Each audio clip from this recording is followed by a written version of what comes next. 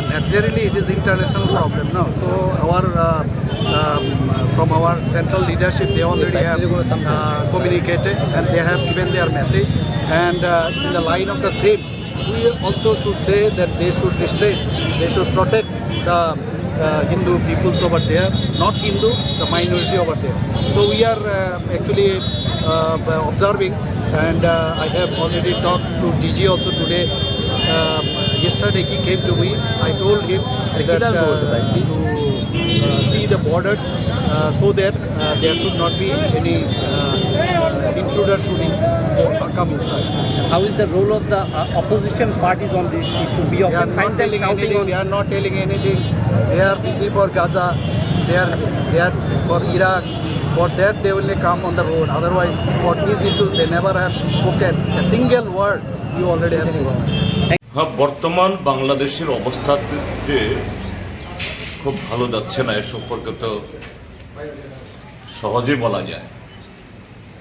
অবশ্যই বাংলাদেশের তৎকালীন সরকার তথা শেখ হাসিনার নেতৃত্বে আওয়ামী লীগের সরকারের প্রতি মানুষের পুঞ্জীবিত ক্ষোভ ছিল। আমরা সীমান্তের এপারে থেকেও আমরা উপলব্ধি করেছি সে দেশে শেখ হাসিনার পরপর যে তিনবার প্রধানমন্ত্রীর আসনে বসেন, তার পরবর্তী দুবারের যে নির্বাচন, এটা মসৃণ ছিল না। আমাদের দেশের অভিজ্ঞতা ভারতবর্ষের মধ্যে ভারতীয় জনতা পার্টি আমাদের এই ত্রিপুরাজ্যের মধ্যেও যেভাবে নির্বাচনকে প্রহসনতে পরিণত করার করে ক্ষমতা দখল করে করেছে এখানে বা করে থাকে এখানে, ঠিক প্রায় তারই আদলে এটা করেছে। স্বাভাবিক জনগণের মধ্যে খুব হয়েছে। কিন্তু আজকে এই পরিবর্তনের নাম হাসিনা সরকারের অটোক্রেসির নামে যাদের হাতে সরকার গেছে, তারা বলছে পাকিস্তানেই তাদের সবচেয়ে বড় বন্ধু, তাদের সাথে সম্পর্ক স্থাপন করতে হবে। বঙ্গবন্ধু মুজিবুর রহমান তার হাজার হাজার মূর্তি ভেঙে ফেলেছে, তার ছবি রাখা যাবে না। এবং সংস্কারবাদী ছাত্র আন্দোলন বা রাজনীতির নামে আজকে যা হচ্ছে, এটা আর এক ধরনের স্বৈরাচার। এবং এই স্বৈরাচার সরাসরি বাংলাদেশের স্বাধীনতার যে চেতনা, মুক্তিযুদ্ধের চেতনা, তার বিরোধী। আর সেই চেতনাই বাংলাদেশে সেখানকার ধর্মনিরপেক্ষ যে শক্তি, এটাকে দুর্বল করছে। সেখানকার সংখ্যালঘু অংশের মানুষ, হিন্দু ধর্মাবলম্বী, প্রায় প্রতিদিন তাদের উপর আক্রমণ ঘটছে, যা আমাদের দেশের মৌলবাদী যারা, এখানকার যারা তথাগত রাষ্ট্রবাদী, প্রায় এই দুটোর মধ্যে একটা মিল দেখা যাচ্ছে। কাজেই আমাদের দেশের বর্তমান রাজনীতির যেমন আমরা ব্যথিত, শঙ্কিত, এর বিরুদ্ধে ঐক্যবদ্ধ হওয়ার কথা বলছি, একইভাবে আমি সীমান্তের এপারে থেকেও আর একটা দেশের রাজনীতিতে হস্তক্ষেপ করার, নাক গলানোর অধিকার আমার নেই। কিন্তু তারপরও একজন যে মানবতাবাদী এবং আন্তর্জাতিক বিষয়ে অবশ্যই যে কোনো নাগরিকের, যে কোনো দেশের তার অভিমত ব্যক্ত করার অধিকার সেখানে আছে। আমি সে অধিকার থেকে বলবো, বাংলাদেশে সেখানকার ধর্মনিরপেক্ষ গণতান্ত্রিক শক্তি যে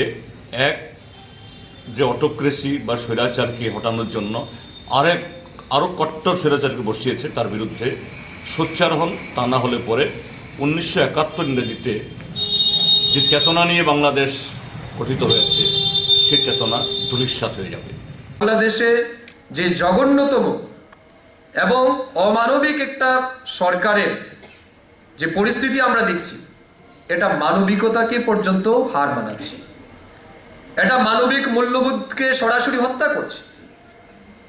আল কায়দার টেরোরিস্ট আজ বাইরে ঘোরাচ্ছে শান্তির দূত হিসাবে, আর ইসকনের যিনি সেই চিন্ময় কৃষ্ণ প্রভু, জীবনে যিনি তার মুখ দিয়ে কোনো কটু কথা বেরোয়নি, জীবনে যারা হাতে লাঠি পর্যন্ত নেয়, সারাক্ষণ কৃষ্ণ নাম করে যারা মানুষের মধ্যে শান্তি সম্প্রীতির বার্তা ছড়ায়, সেই চিন্ময় কৃষ্ণ প্রভু সহ অন্যান্য সাধু সন্তদের নির্মমভাবে অন্যায়ভাবে তাদেরকে মারা হচ্ছে এবং জোরপূর্বক তাদেরকে জেলে পাঠানো হচ্ছে। এটা শুধুমাত্র আমি মনে করি বাংলাদেশের মানবিকতার হত্যা না, এটা গোটা বিশ্বের মানবিকতাকে তারা কিন্তু হত্যা করছে, মানবিক মূল্যবোধকে হত্যা করছে, এবং মনে হচ্ছে একটা পশু সমতুল্য সরকার বাংলাদেশকে পরিচালিত করছে। এবং আমরা অত্যন্ত দুঃখিত এবং ব্যথিত। বাংলাদেশের সাথে আমাদের অনেক সম্পর্ক আছে। আমার সেই কবির লাইনটা মনে পড়ছে, মাগো তুমি কোথায় আছো পদ্মা মেঘনার পারে, আঁচল কানি আটকে আছে কাটা তারের ফাঁকে। এই পদ্মা মেঘনার সাথে ভারতবর্ষের অনেক সম্পর্ক আছে। বাংলাদেশের বিখ্যাত লোকশিল্পী করিম, বাংলাদেশের বিখ্যাত গায়ক, তারা আমাদের প্রত্যেকের অন্তরে রয়েছে, কণ্ঠে রয়েছে। বাংলাদেশের কৃষ্টি সংস্কৃতি ঐতিহ্য পরম্পরা আমাদের রাজ্যের মানুষ ফলো করে, কারণ একসময় এরা অনেকেই পারসিকিউটেড হয়ে অত্যাচারিত হয়ে এই রাজ্যে এসেছে, কেউ বাংলাদেশ, কেউ পশ্চিমবঙ্গ, কেউ আসামে এসেছে। স্বাভাবিক কারণে বাংলাদেশের সাথে আমাদের সম্পর্কটা গভীর। কিন্তু দুর্ভাগ্যবশত একটা অমানবিক পশু সমতুল্য বর্বর একটা সরকার পরিচালনা করছে বাংলাদেশে, যারা পুরো বিশ্বের মনুষ্যত্ব বোধকে, বাংলাদেশের মানুষের জীবনকে সম্পূর্ণরূপে বিপর্যস্ত করে ফেলেছে।